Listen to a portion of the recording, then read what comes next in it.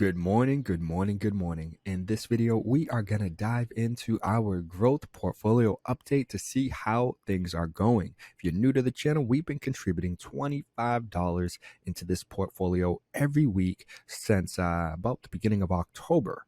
And well, you guys can see we were up to almost $1,000. So we're going to dive in here and see how the portfolio is doing and who are some of the new companies that I've added into this portfolio, because I've made some changes, and I'm sure the title will give away at least one of those companies we've added. But you guys definitely want to stick around, check out this video to see who we added and see if you want to consider adding them to your portfolio. So as you guys can see, our portfolio currently sits at $985.54. We're down 3.19% over the past day. Over the past week, though, we're up 9.29%.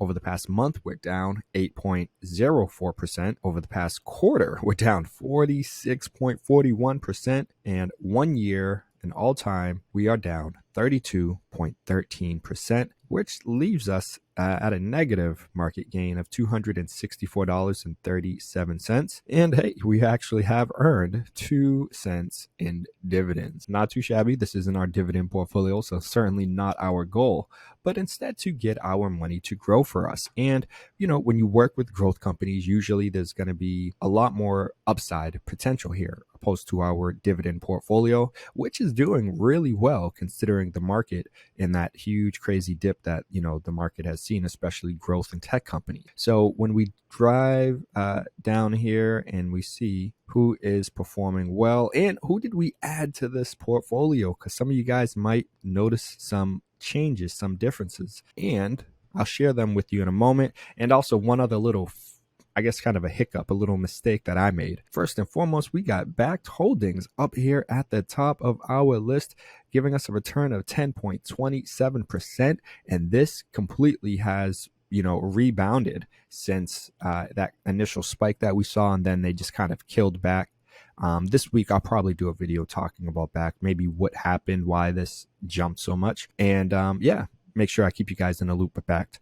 After that, we have Navita, which is up 5.26%. And then one of our new stocks that we added to the portfolio is CleanSpark, and it's currently up 0.60%. After that, we have ChargePoint, which you guys might notice it doesn't no longer say EVPie. It now actually specifically says ChargePoint, and we're down 0.68%. And then we have another new company that I added to this portfolio, which is SEMRush. And this is who we're going to dive into in this video. I want to introduce you guys to SEMRush. We're currently down 5.55%, followed by Coinbase. We're down 38.35%. Fuel Cell Energy down 44.14%, DraftKings down 48.24%, and Palantir down 48.61%. As you guys know, if you're not new, if you've been around, you know a lot of these growth companies, tech companies have been getting hammered pretty much going back. It was around the 26th when companies were at like that lowest point pretty much. And you can kind of see it in my portfolio back here. It actually appears on the 27th where it's down to $500 and $566. Crazy. So a lot of growth tech companies had just been getting hammered, still are down quite a bit. So there are so many nice sales out there. And the question is, where do you put your money? Because you know, you don't know who's going to rise back to where they were the quickest, or who will rise the furthest, the highest, and go and surpass where they previously were. So, you know, again, you got to do your proper due diligence and start to look into the companies that are out there that are on sale. So if you see my portfolio and you see, oh, Adam's down with these companies, and even if I'm not down, it doesn't mean the company's not on sale. Ultimately, if I'm down on someone, that means you will have a better buying opportunity than I currently have, because I already have them in my portfolio. And yes, I can average down, dollar cost average down, which is what we do with this portfolio, but you will still have a better entry point than me. So certainly consider companies that are in the red in my portfolio if you want to be in a good position, since you know I'm going to continue to invest in them, and you will be able to get into them at a lower point than where I already sit. So something to consider there. But most importantly, right now, as I mentioned, you guys are probably like, all right, so he made some changes. He added CleanSpark and he added SEMRush. Obviously, I changed the pie portion over here. And in the process of doing so, I kind of, the order of how I went about all of this wasn't necessarily in the right order. And I also, most importantly, actually, that I didn't mention, is when I made those adjustments of adding the two companies, SEMrush and CleanSpark, and then changing the pie that we had here, I contributed an additional $200. And basically, my thought process is anytime I add a new company to this portfolio, since we started with 7 companies and $700, anytime I add a new company, I add $100, but then the ongoing weekly contribution is always the $25 that you guys are familiar with. So by doing that, when I did that, that helped to propel us from this, 744 area all the way up, or 760. Yep. So from like about 760 all the way up to about 1,038. And of course, the fluctuation, some of the changes with the stock prices will have had an impact or influence on it as well. But like I said, one of my hiccups was the order in which I made these changes. So the first thing that I did was I added the $200 contribution, and then I made the edits, the adjustments to my portfolio. I should have did it the other way around. I should have made the edits to the portfolio first and then made the $200 contributions. And the reason why I say that is because if you look over here on the right side, you'll see there's not an actual accurate balance of our portfolio. And currently, if we scroll down, you can see Palantir, the target is 11, but it currently sits at 13.4%. DraftKings, the target or actual is 14, but the target is 11. Same thing, Fuel Cell, target is 10, but it's actually 14.8. Coinbase, and what I'm talking about here is the percentage of the pie. So if you guys look at the full pie, each slice, which is a company, accounts for a percentage or an amount of the pie, and you have your target, which is how much you want it to amount for, and the actual amount. So when Backed Holdings ripped this week, took off, well, now it has a larger, well, I did make some changes too, but the actual percentage of the pie is larger than what the target is because it ripped and it just killed it this week. But the problem, like I said, is when you come down here and you look at SEMrush, for example, it only currently has 4.44% when the target is 11%. Now, this actually isn't a bad thing. And part of the reason I like M1 Finance and just this approach of growing your money, of investing, not trading, investing, is because right now, since, we only have 4.4%, we want to get it up to 11. And we're currently down 2.55%. So if the stock price is actually lower than where it currently is right now, once by us making these adjustments, which you can see upcoming trades, there's 3 buys and 6 sells. Well, let's see what those are first and foremost before I speak too soon. You're seeing some of those other stocks that have already been in our portfolio, they're going to have to sell off, and especially back since it's up so much, we'll have to sell off to amount for the difference that we need to make with those new stocks that we've added to our portfolio. And so you're going to see we're going to have some additional shares of CleanSpark, of SEMrush, and ChargePoint added to our portfolio to give us an accurate division of each slice of each company so that they actually hit my target percentage. And so SEMrush is in the mix there, as I said, along with ChargePoint and CleanSpark. Come Monday, and this is one of the reasons why also you want to consider getting M1 Plus, is to make sure you make these changes. Anytime you want to make an adjustment happen immediately, well, M1 Plus will give you access to 2 trading windows instead of only 1. So by me having both of these windows, when the market opens on Monday morning, well, we're already going to have our 3 buys and our 6 sells. But if there's some, changes, some crazy, something happens with the stock where it runs or drops, I can come in here and make an additional adjustment prior to that afternoon window being open so that that change can take place on Monday as well. But things are going solid with this portfolio. We're starting to head back in the right direction, which is up, because things were going really good from the jump. And then we've just tanked when the market kind of crashed a bit back in last month. And so, like I said, we brought SEMrush into the mix along with CleanSpark, but today I want to share SEMrush, who they are, and why you might want to consider adding them to your portfolio as well. I did have both of these 2 articles that I came across, or 3 articles. Two of them are just basically news pertaining to some news that came out about them. As you guys can see here, SEMrush is a leading marketing technology platform. We have these fintech, everything fintech, insurtech. I'm adding another one. We're going to go with martech, and I haven't heard that, so I thought that was kind of spot on because it is a marketing technology solution that helps businesses with growing their business, with reaching more people. And ultimately, the big thing is with SEMrush is it provides an all-in-one solution for marketing strategies of all types, whether it's search engine optimization, social media, or any other marketing strategy that a company wants to take. They could essentially get it with SEMrush. SEMrush offers tools to not only research and monitor different marketing strategies for the business, but also watch them after they use them to figure out which one is most effectively reaching companies' target audience. And this has attracted really big name customers, jaw-dropping customers like Apple, Walmart, Tesla. I'm sure if you guys haven't heard of SEMrush, you've heard of those three companies. They have tons of customers. They have over 79,000 customers, which grew 23% year over year.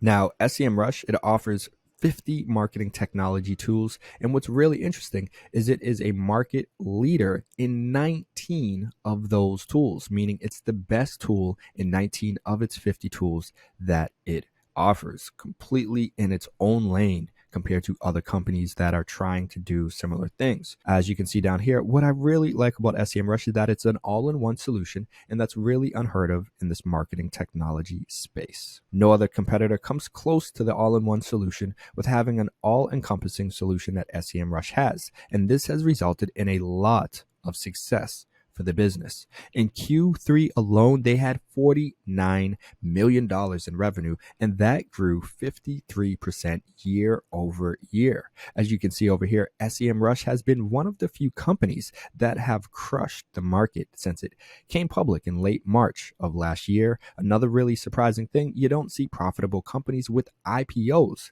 nowadays, but these companies just about break even. In the first 9 months of 2021, they had $579,000 in net income and $18 million in free cash flow. The profitability of this company is really surprising, and it's mostly because they are such a leader in the industry with such high switching costs. It allows them to not have to spend that much in marketing for their own business.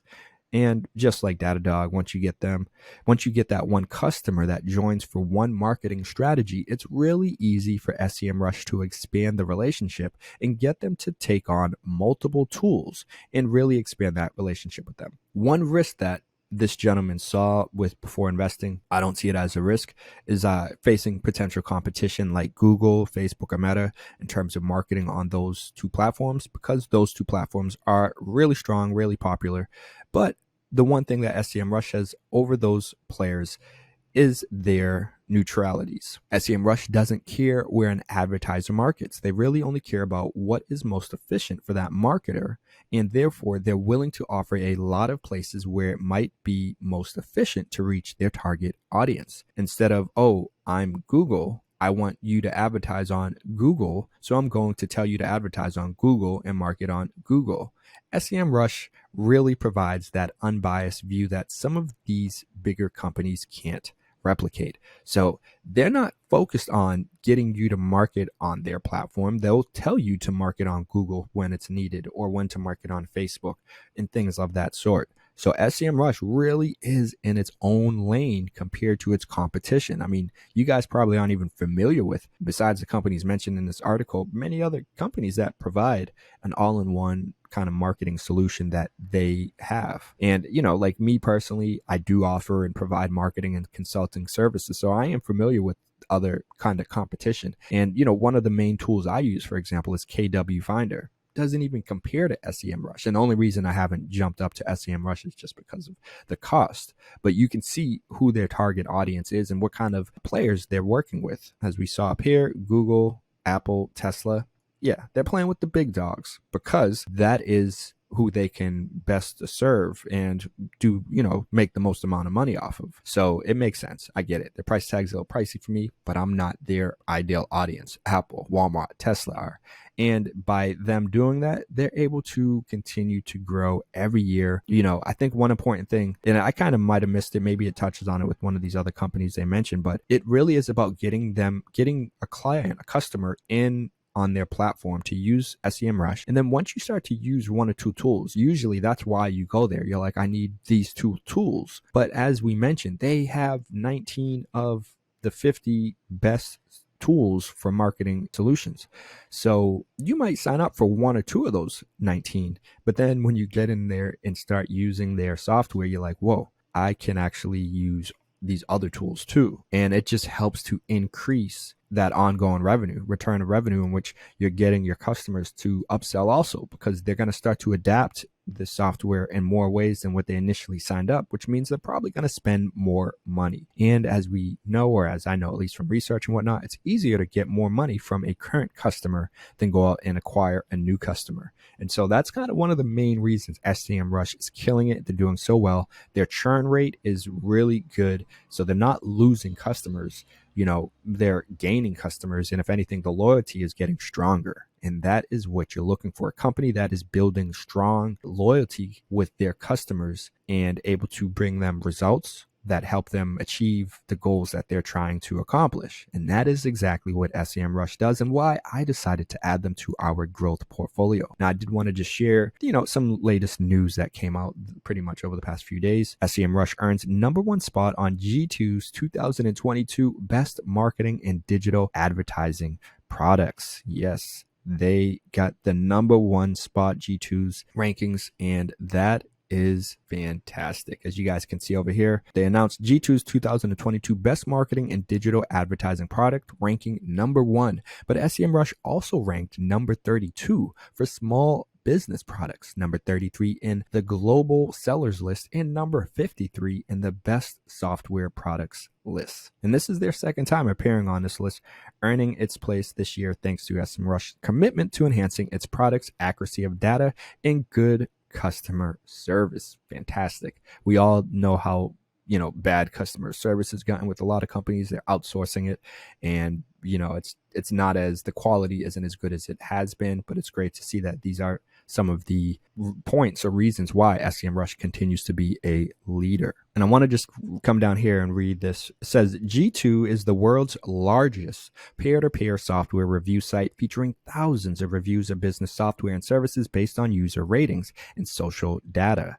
G2 aims to be a trusted source that helps every business professional in the world make better technology decisions. Its annual best review list ranks the world's best software companies and products based on reviews from real users. So this is legit, not just coming from just, people just coming out and making it out of thin air. Like, this is coming from actual users, customers as well. SEMrush is ranking #1 in the G2 list of the best marketing and digital advertising products, is a great acknowledgement of our efforts to become the #1 tool for any marketer. We have gone through a crucial transformation from a single point SEO solution into a must-have platform, which covers almost all digital marketing aspects. We'd like to thank our clients, as we greatly appreciate their trust and feedback.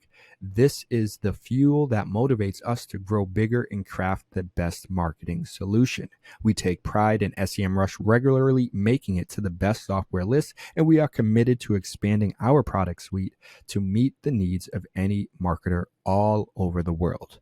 This award highlights SEMrush's remarkable development from a SEO-focused toolkit to a full-scale digital marketing platform covering everything from social media and digital PR to content marketing and marketing research solutions. SEMrush aims to empower marketers with a comprehensive set of tools to help boost online visibility. And you can also see they kind of finish off with one of the other articles that I pretty much found and pulled out, which is how SEMrush recently acquired SEO training company backlinko.com. They were established back in 2012. Backlinko is a marketing and search engine optimization training platform, which currently attracts more than 500,000 visits a month. This platform is dedicated to actionable content and video marketing, link building, social media, and SEO training. This includes an extensive set of educational resources, including video and text-based content, along with widgets, code, proprietary SEO technologies. So I thought this is just again a testament to SEMRush continuing to invest in their product, in their solutions that they are trying to give to clients. And that includes training companies like Backlinko, which they understand, hey, not only do we want to assure that we're providing our customers with all of the tools and resources that are going to help them reach their prospective customers, but we want to make sure that they are able to stay up to date and up to par with what it is that we're trying to provide them, which means they need to, know kind of know the ins and outs of the different marketing strategies. And so training is critical, and them continuing to invest in these type of companies is, to me, a fantastic kind of proof or backing that helps assure me that they understand the value of keeping their customers, but also, and retaining them, but also educating them and trying to get them to, again, upsell them to other products and services that they have. And by providing training resources, that's going to make it easier for them to assure that their audience understands the value, or at least can apply some of these other tools that they may not have even started to use yet, just because they don't fully understand them. So, to me, these are all great selling points. The amount of money that SEMrush has been making and continues to make year over year is very, it's positive. They have over 79,000 customers, which grew 23% year over year. I mean, the customer loyalty is there, and people continue to sign up with them, especially as we saw big, large companies, Fortune 500 companies that we all know, and, probably invest in those companies as well. And so if they are willing to put their, money behind a company like SEMrush, it makes me feel confident that I can probably do so as well. And that is why I decided to add them to our growth portfolio, because, and I might start to use them again, this year or next year, since I do have my sales and marketing services that I provide with my consulting company, and people have been showing interest and there is a need. So, I may invest in SEMrush myself. Like I said, I do currently use KW Finder and a few other tools, but why spread myself with using a bunch of different tools when I can just use one all-in-one solution, right? So let me know what you guys think. Do you like these adjustments that we've made? Currently have 1, 2, 3, 4, 5, 6, 7, 8, 9 companies in our portfolio. And the big number that, I think the goal would be shooting for 10 at the most. And I had been saying once, someone had commented saying maybe adding an ETF might be a nice way to diversify this portfolio. So that's something to consider, that I will consider as well, but I'm also open to other thoughts and suggestions. And also, I don't think that individual mentioned what ETF. So if you have any suggestions, let me know specifically what ETF or index fund you think we should add to this portfolio. And furthermore, or if you think we should add a single individual company, and what company that should be. Next week or later this week at some point, I will do a video diving into CleanSpark to help introduce you guys to CleanSpark if you aren't familiar with them. And, I'll give a little shout out to my man Rex Finance, which is where I first heard about CleanSpark like a year ago, or, a while ago. And so, we'll dive more into CleanSpark. Probably do another video on SEMrush at some point over the near future, but also, like I said, this week I may do an update on Back, since this did rip, had a little mini squeeze this week. So, as a whole, like I said, things are solid where we're at. We're down 32% with this current market. It could be worse. It could definitely be worse. So I'm not too mad. And like I said, hey, this just gives us more opportunities to buy up all these companies that we believe in, that will be better off in 5 years, in 2 years, 3 years, 10 years. It allows us to just dollar cost average, which means buying more of these stocks while they're down here at these cheap prices, and building up our stocks that we have with each company. So that's not a bad thing. Right? I know people see it. They're like, oh, you're down so much. It's horrible. If we wanted to cash out today, if we needed this money today, yes, that would be horrible. But fortunately, this is not money I need. We're not going to touch this anytime soon. I hope you guys found this video helpful, motivational, encouraging. If you want to start to grow your money like this, maybe not like this, you see it right now, but give me a little time. Let's let the market play itself out, work itself out, and get back to me about that. See if you still want to only put your money in a savings account and not try to get it to work for you, because that is what this channel is all about: making, managing, and growing your money. But all right, my friends, you already know what it is. I got to keep it moving. Much appreciation for watching. Like this video if you haven't yet. And of course, hit that subscribe button so you guys can be notified. Well, you subscribe and then hit the notification bell. Then you can be notified when I release all my upcoming video content. But all right, you guys already know I got to keep it moving. But I'll see you in the next video. Peace.